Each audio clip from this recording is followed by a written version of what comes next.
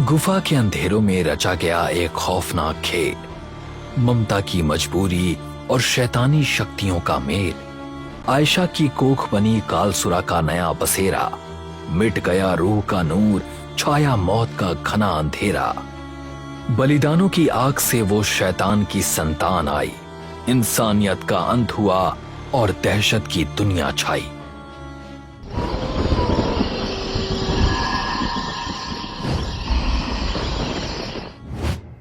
आयशा अपनी आंखें खोलती है, वो उठकर बैठती है, उसकी सांसें तेज चल रही होती हैं। वो खिड़की की तरफ देखती है, बाहर तेज बारिश हो रही होती है। वो बिस्तर से उतरती है और बालकनी में आती है। वो अपने लगाए हुए गेंदे के फूलों को देखती है। गमले में बहुत ज्यादा पानी भर गया होता है और उसी वजह से फूल खराब हो चुके होते हैं। विमला, विमला! विमला भागती हुई कमरे में आती है। वो देखभाल करने वाली है। क्या हुआ मैडम? कुछ बात है क्या?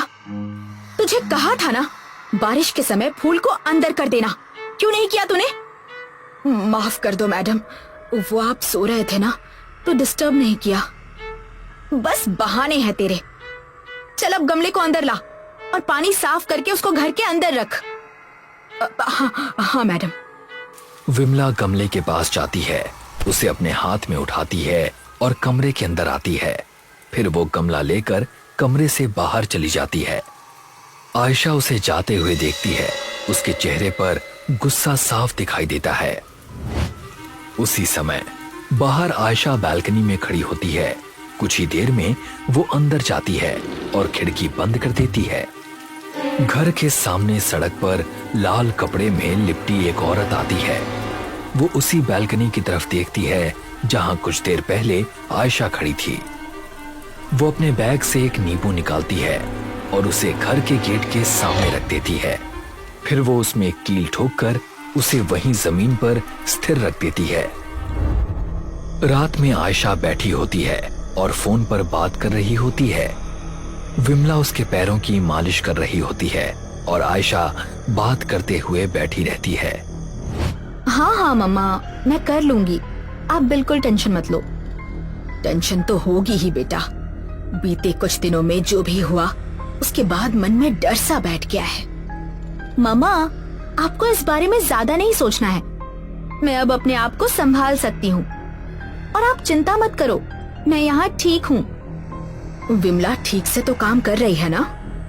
आयशा चुपचाप विमला को देखती रहती है जब वो उसके पैरों की मालिश कर रही होती है। वो धीरे से जवाब देती है बिना ये जताए कि वो उसी के बारे में बात कर रही है। हाँ ठीक ही है, बस कभी कभी चीजों का ध्यान नहीं होता। चिंता मत कर बेटा, वो थोड़ी भुलक्कड़ जरूर है पर अच्छी इंसान है।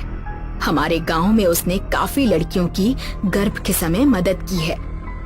हाँ हाँ माँ, ठीक है, चलो गुड नाइट, मैं फोन रखती हूँ। आयशा फोन काट देती है। ठीक है, बस जाकर सो जा अब। ठीक है मैडम। विमला उठती है और बाहर चली जाती है। उसके जाने के बाद आयशा भी उसके कमरे की तरफ चली जाती है। जैसे ही आयशा अपने कमरे में कदम रखती है, उसे अंदर कुछ अलग सा महसूस होता है। हवा थोड़ी भारी लगती है और माहौल में हल्की सी बेचैनी होती है। वो इस बात को नजरअंदाज करती है और बिस्तर पर चढ़कर लेट जाती है। फिर वो अपनी आंखें बंद कर लेती है। दूसरी तरफ एक अंधेरी गुफा में 3 औरतें पानी के एक कुंड में आयशा का दृश्य देख रही होती हैं। उनमें से एक वही औरत होती है जिसने उसके घर के गेट के सामने नींबू रखा था। वो इस गुप्त समूह की मुखिया होती है। वक्त आ गया है कालसुरा के संतान को लाने का। इस लड़की की कोख में जो बच्चा है वही हमारे समुदाय का उत्तराधिकारी बनेगा। पानी के कुंड में दिख रहा आयशा का दृश्य धीरे धीरे पास से दिखाई देने लगता है। कुछ दिनों बाद आयशा स्ट्रेचर पर लेटी होती है और डॉक्टर उसका अल्ट्रासाउंड कर रही होती है। वो मशीन को उसके पीठ पर घुमाते हुए बच्चे की हलचल देख रही होती है। तभी उसे बच्चे के सिर पर सिंग जैसा कुछ दिखाई देता है।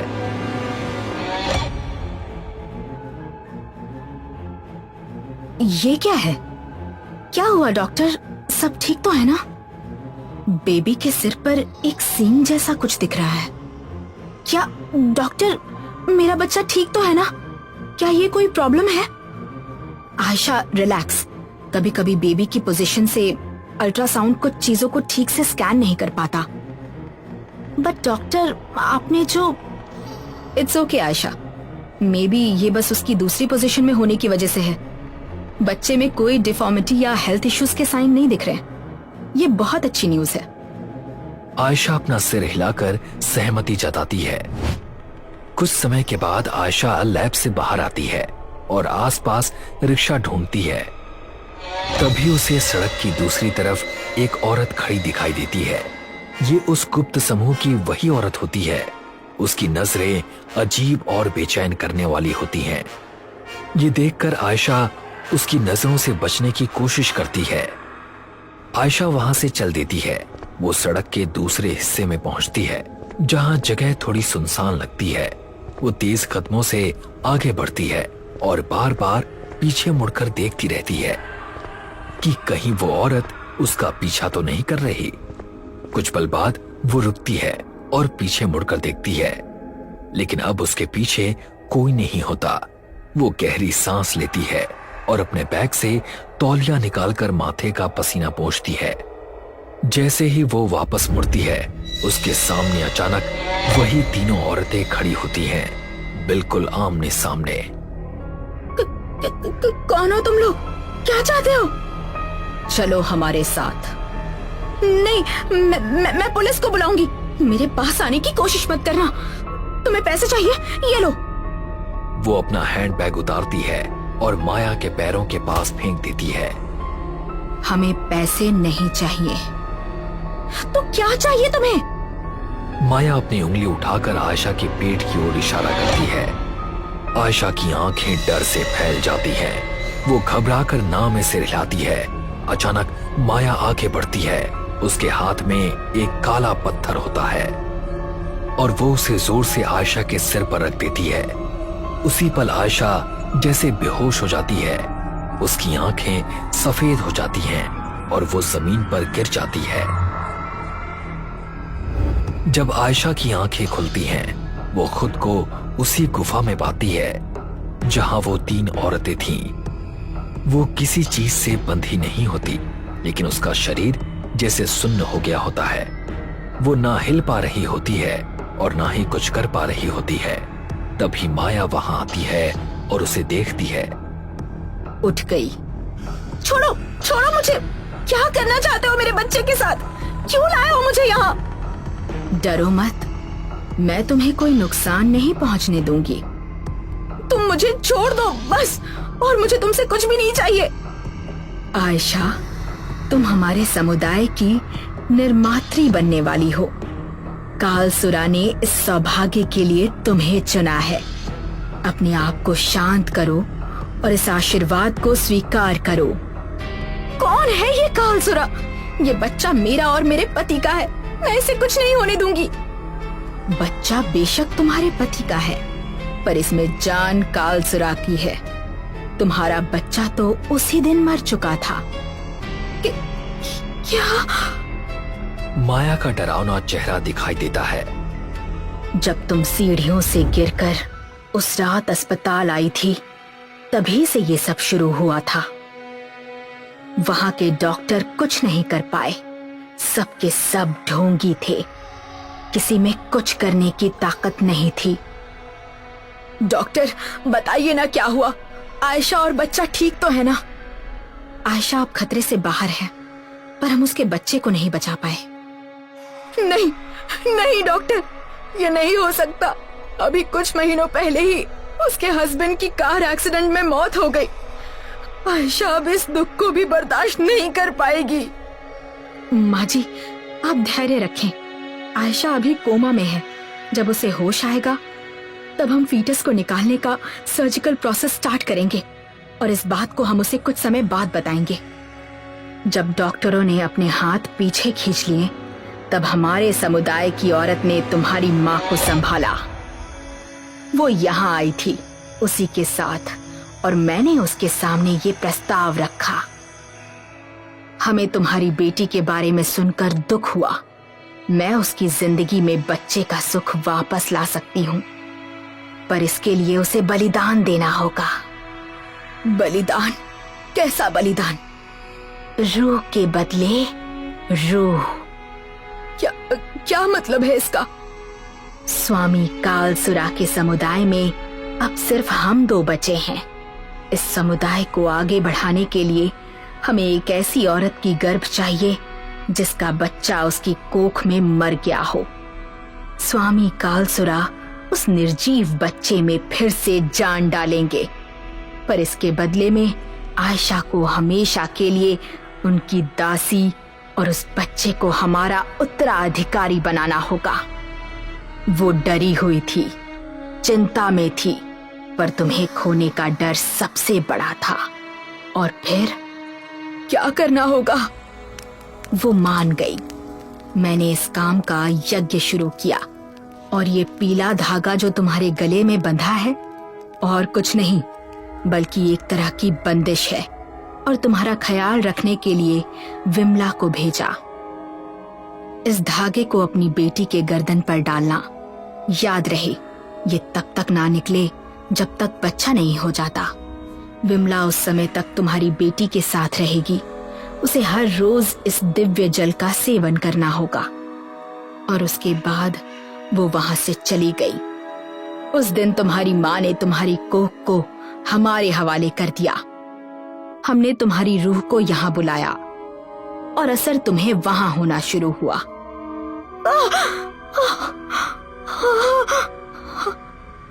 और उस रात हमारे स्वामी और इस समुदाय के दाता कालसुरा ने तुम्हारे मृत कोख में अपने अंश को जगाया और उस बच्चे को नया जीवन दान दिया, जो अब हमारा उत्तराधिकारी होगा। और ऐसे तुम इस समुदाय की देवी बनी। ये सच्चाई सुनकर आयशा की आंखों में आंसू भर आते हैं। उसे समझ में आता है कि उसकी माँ ने उसके साथ गलत किया था। रो मत आयशा, ये अंत नहीं, ये एक नई शुरुआत है। और मेरी बात मानो, तुम इसके बाद बहुत ज्यादा खुश रहोगी। प्लीज प्लीज मुझे जाने दो, मैं किसी को कुछ नहीं बताऊंगी। प्लीज प्लीज मुझे जाने दो, मेरे बच्चे को छोड़ दो। उसी दौरान विमला वहां आ जाती है। स्वामी कालसुरा जाग चुके हैं। वक्त आ गया है अपने स्वामी के हवाले होने का। आयशा के चेहरे पर डर साफ दिखाई देता है। थोड़े समय बाद ये लोग आयशा को खींचकर अंदर के कमरे में ले जाते हैं। धुंधले दृश्य में एक राक्षस दिखाई देता है जो धीरे धीरे साफ नजर आने लगता है। आयशा को उसकी ओर घसीटा जाता है। उसे देखकर उसकी आंखें फैल जाती हैं और उसके मुंह से लार टपकने लगती है। नहीं नहीं नहीं, छोड़ दो मुझे, छोड़ दो। आयशा अपनी आंख उठाकर कालसुरा को देखती है। विमला और तीसरी औरत उसे कालसुरा के सामने लिटा देती हैं। उसका पेट अचानक बहुत बड़ा होने लगता है। तभी तीसरी औरत का चेहरा सामने आता है। वो कोई और नहीं बल्कि आयशा की माँ होती है। बस अब बहुत हुआ, मैं अपनी बेटी के साथ ये ज्यादती नहीं होने दूंगी। वो जल्दी से आगे बढ़ती है और आयशा के गले से पीला धागा काट देती है। कालसुरा गुस्से में जोर से चिल्लाता है। वो गुस्से में आ जाता है और तुरंत विमला को गले से पकड़कर उसे 2 हिस्से में फाड़ देता है। फिर वो माया को भी पकड़ लेता है। रिवाज टूटने की वजह से वो और भी ज्यादा गुस्से में होता है। इससे पहले कि कुछ और हो पाता, आयशा की माँ उसे पकड़कर गुफा की बाहर की तरफ भागने लगती है और पीछे वो माया को भी मार देता है। आयशा और उसकी माँ भागते हुए गुफा के मुख्य हिस्से में पहुंचती हैं। आयशा दर्द में होती है, लेकिन फिर भी खुद को संभालते हुए अपनी जान बचाने के लिए दौड़ रही होती है। आयशा की माँ उसे खींचकर गुफा के अंदर चट्टानों के पीछे एक छिपी हुई जगह पर ले जाती है। जरूरत थी आपको ऐसा करने की। जो तू समझ रही है वैसा कुछ नहीं है बेटी। मैं वो धागा लेकर उस दिन निकली जरूर थी, पर मैंने अपना मन बदल लिया। इससे पहले मैं कुछ कर पाती, माया ने अपने जादू के वश में मुझे भी फंसा लिया। उस दिन जो वहां आई वो मैं नहीं बल्कि मेरे भेष में माया थी। और इसी समय आयशा को पूरा सच पता चलता है। सच्चाई जानते ही आयशा की आंखों में आंसू आ जाते हैं। मुझे माफ कर देना बेटा, मैं तेरी खुशी के लिए बस कुछ पलों के लिए बहक गई थी, पर अब वक्त है अपनी गलतियों को सुधारने का। आप क्या कहना चाहती हैं माँ? यहाँ से सीधे चलना और दूसरा बाएं। तुम यहाँ से बाहर निकल जाओगी। पर आप? आयशा की माँ आयशा के हाथ को हटाती है जो उसे पकड़े हुए होते हैं। माँ नहीं, बिल्कुल नहीं। अपना ध्यान रखना बेटा। माँ, माँ, माँ, नहीं। इसके बाद आयशा की माँ वहां से चली जाती है। वो कालसुरा के सामने आ जाती है और पूरी ताकत से उसकी ओर बढ़ती है, लेकिन कालसुरा उसे गले से पकड़ लेता है और पल भर में उसे भी मार देता है। थोड़े समय बाद दूसरी तरफ आयशा बाहर निकलती है। वो गहरे दर्द और दुख में होती है। उसके पैर कांप रहे होते हैं, लेकिन फिर भी वो जितना तेज भाग सकती है भाग रही होती है।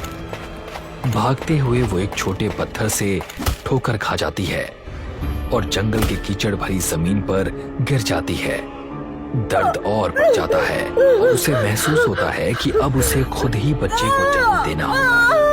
वो पूरी ताकत लगाकर जोर देती है ताकि बच्चा बाहर आ सके, और फिर एक पल में सब कुछ शांत हो जाता है। चारों तरफ सन्नाटा छा जाता है। कुछ देर बाद उजाला होता है। आयशा अब जिंदा नहीं होती, लेकिन उसका बच्चा उसके शरीर से बाहर आ चुका होता है, खून से लथपथ। उसकी हरकतें किसी आम बच्चे जैसी नहीं होती। धीरे धीरे वो बच्चा अपने पैरों पर खड़ा हो जाता है। उसी समय उसके सामने कालसुरा आकर खड़ा हो जाता है।